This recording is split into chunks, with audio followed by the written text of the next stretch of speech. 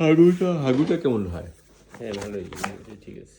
একটু নরম নরম, হাগু নরম হয় একটু। শক্ত হয়, নরম হয়, একেবারে নরম না। এই যে এখানে বসে থাকবে যে তুমি এই যে বালিশের উপর গিয়ে বসে থাকলে হবে কাকু? হ্যাঁ, এখানে থাকবে, তাহলে কেমনে খাও? কাউরে ঢুকতে দেবে না। তুমি বালিশের মুখের ওষুধ খাওয়াতে পারবেন? হ্যাঁ মুখে আচ্ছা ঠিক আছে, তাহলে আমি মুখের ওষুধ দিয়ে দিই।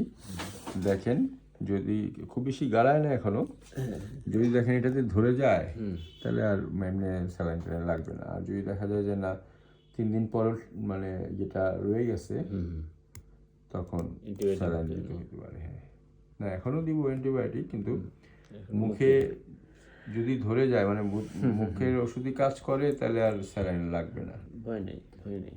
এই আর কি।